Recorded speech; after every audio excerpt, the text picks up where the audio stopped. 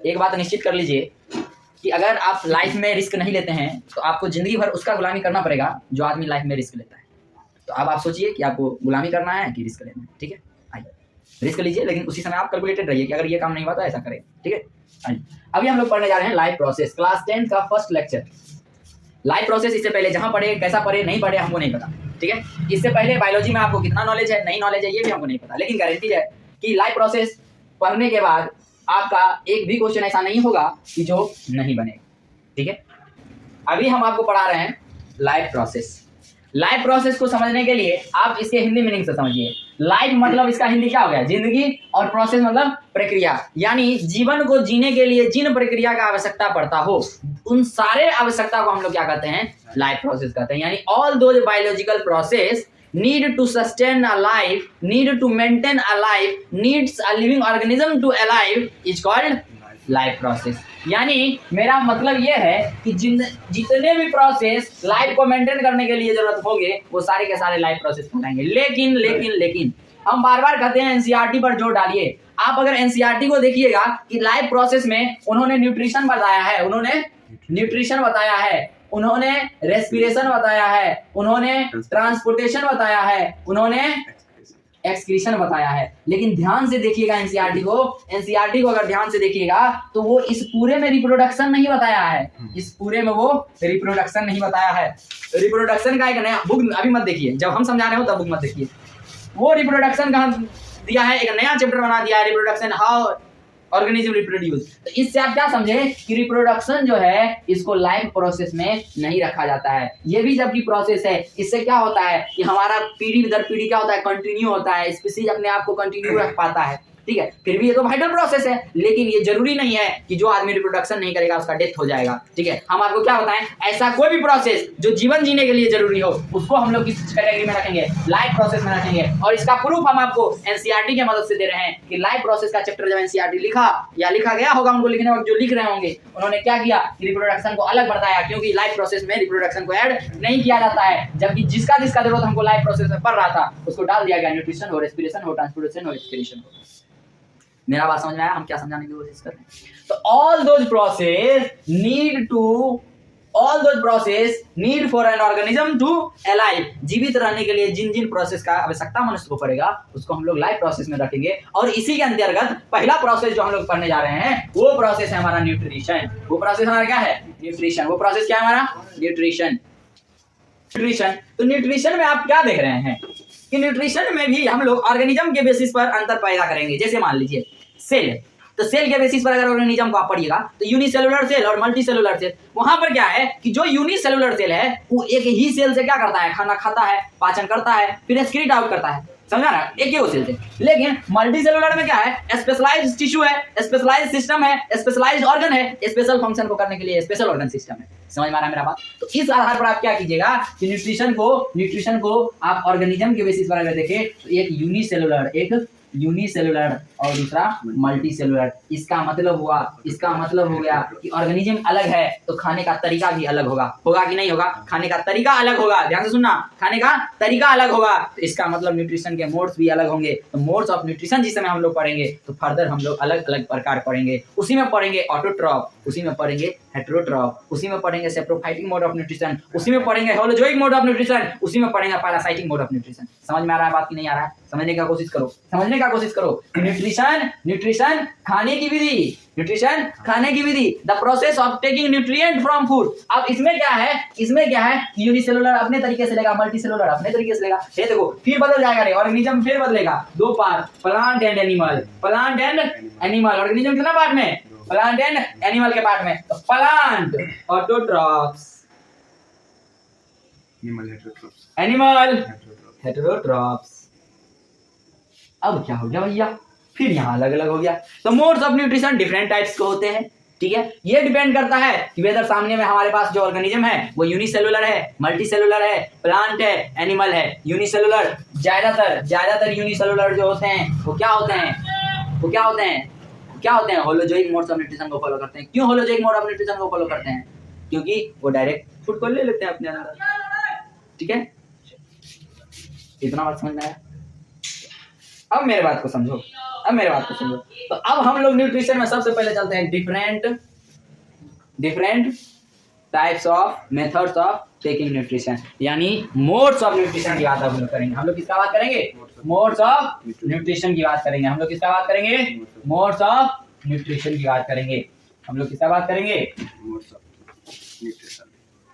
Modes of nutrition. उससे पहले modes of nutrition की बात हम लोग करेंगे। तो मोड्स ऑफ न्यूट्रिशन से पहले हम लोग बात करेंगे ऑर्गेनिज्म की, ठीक है।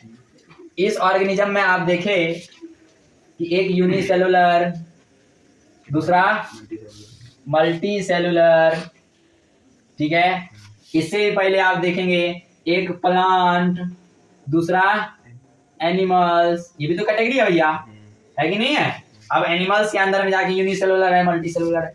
तो एनसीईआरटी सबसे पहले आपको बताता है फोटोसिंथेसिस, यानी प्लांट के लिए प्लांट के लिए फोटोसिंथेसिस, यानी फोटो मतलब हो गया लाइट, सिंथेसिस मतलब हो गया फॉर्मेशन, यानी लाइट के मदद से भोजन का फॉर्मेशन कर लेना। That process is called photosynthesis. अब क्या है बात को समझिए कि फोटोसिंथेसिस में क्या क्या होता है। इस बात को हम कैसे याद रखें, कौन कौन सा फेनोमेना घटेगा तो हमको मालूम चलेगा कि भैया फोटोसिंथेसिस हुआ है। देखिए, फोटोसिंथेसिस के लिए आपको किसकी आवश्यकता पड़ती है? कार्बन डाइऑक्साइड की प्लस वाटर एंड मिनरल की, ठीक है। अब ये दोनों मिला के आपको देता है भोजन C6H12O6। ये क्या है? कार्बोहाइड्रेट, जिसको आप ग्लूकोज के नाम से जानते हैं। ये क्या है? ग्लूकोज। ये क्या है? हमारा ग्लूकोज, ठीक है। ये क्या है? हमारा ग्लूकोज। अब देखिए, इसके मदद से हमको क्या मिल गया? ग्लूकोज मिल गया। याद करेंगे जिस समय बैक क्लास में पढ़ाए होंगे या आगे भी हम लोग पढ़ेंगे, मेटाबॉलिक और एनाबॉलिक। मेटाबॉलिक का दो कैटेगरी, कैटाबॉलिक और एनाबॉलिक, ठीक है। एनाबॉलिक जब सिंपल से कॉम्प्लेक्स में बदलता है, तब उसको एनाबॉलिक प्रोसेस कहते हैं। जब कॉम्प्लेक्स से सिंपल में बदलता है तब उसको कैटाबॉलिक कहते हैं। याद कैसे रखेंगे? मेरे पास पढ़ने का मतलब रटना नहीं है, उसको याद कैसे रखना है। इसे देखिए कैटाबॉलिक, CATABOLIC, क्या बोले? CATABOLIC, यानी C से A की तरफ जा रहा है, तो ये कैटाबॉलिक रिएक्शन हो गया। C कॉम्प्लेक्स हो गया, कॉम्प्लेक्स से सिंपल की तरफ चला गया, ठीक है। एनाबॉलिक, A सिंपल होता है ना, N बहुत दूर होता है, तो सिंपल से कॉम्प्लेक्स की तरफ चला गया। तो एनाबॉलिक में क्या होता है? सिंपल चीज छूट के कॉम्प्लेक्स में जाता है, और कैटाबॉलिक में क्या होता है? कॉम्प्लेक्स छूट के सिंपल में है। देखिए, सिंपल चीज था, कार्बन डाइऑक्साइड वाटर मिलकर कॉम्प्लेक्स बना लिया, यानी कोई पूछेगा आपसे फोटोसिंथेसिस कौन सा प्रोसेस है, क्या बोलेंगे? एनाबॉलिक प्रोसेस है। समझ में आ रहा है कि नहीं समझ में आ रहा है? देखो, यहाँ देखो जादू अभी तुमको दिखा रहे हैं। ये क्या हो गया कि कार्बन डाइऑक्साइड हाइड्रोजन मिलकर हमको दे दिया C6H12O6। इसके बाद क्या मिलता है? H2O plus oxygen. ऑक्सीजन हमारा बाय प्रोडक्ट है। कोई पूछे बाय प्रोडक्ट ऑफ फोटोसिंथेसिस, क्या बोलेंगे? ऑक्सीजन। कोई पूछेगा बाय प्रोडक्ट ऑफ फोटोसिंथेसिस, क्या बोलेंगे? अब प्रोडक्ट ऑफ फोटोसिंथेसिस क्या बोलेंगे? C6H12O6, glucose. समझा बात? अब समझो, अब समझने वाली बात है। देखिए, इस चीज को गौर से देखिए, इस चीज को क्या कर रहे हैं हम? गौर से देखिए, CO2, इससे ना हमको मिला ग्लूकोज। CO2 से हमको क्या मिला? ग्लूकोज। CO2 से हमको क्या मिला?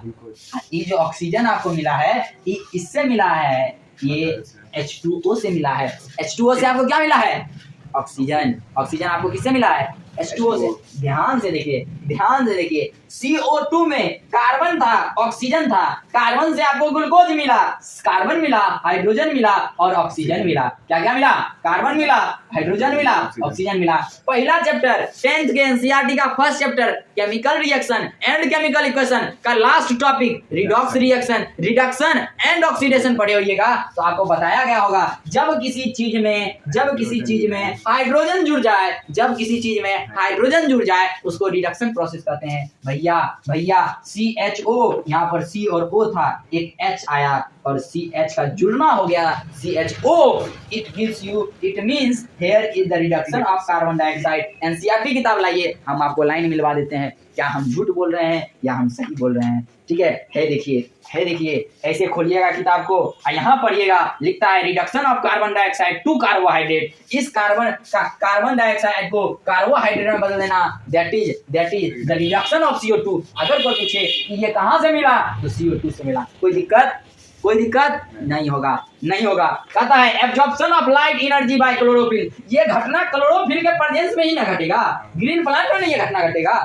समझ आ रहा है? सनलाइट के प्रेजेंस में, सनलाइट के प्रेजेंस में, यानी ये तीन फेनोमेना आपको याद रखना है। Conversion of light energy to chemical energy, splitting of water molecules into hydrogen and oxygen. हम अभी आपको क्या बताएं कि ये वाटर ये स्प्लिट होकर आपको ऑक्सीजन देता है ना भैया, ठीक है, इसको नहीं भूलिएगा, इसको नहीं भूलिएगा। ये जो आप 6 देख रहे हैं, 12 देख रहे हैं, ये सारा क्या है, बैलेंस्ड किया हुआ है। अब बैलेंसिंग क्या होता है ये आपको फर्स्ट चैप्टर में पढ़ा चुके हैं, जहां पर क्या था, number of atoms on the reactant side and product side must be equal. समझ में आया क्या? चलिए एनसीईआरटी को नहीं छोड़ना है और एनसीईआरटी के साथ चलना है। तो फोटोसिंथेसिस आपको समझ में आया, फोटोसिंथेसिस समझ में आया। तो फोटोसिंथेसिस के लिए आपको किस किस चीज का जरूरत है? कार्बन डाइऑक्साइड का जरूरत है, वाटर का जरूरत है, क्लोरोफिल का जरूरत है, सनलाइट का जरूरत है।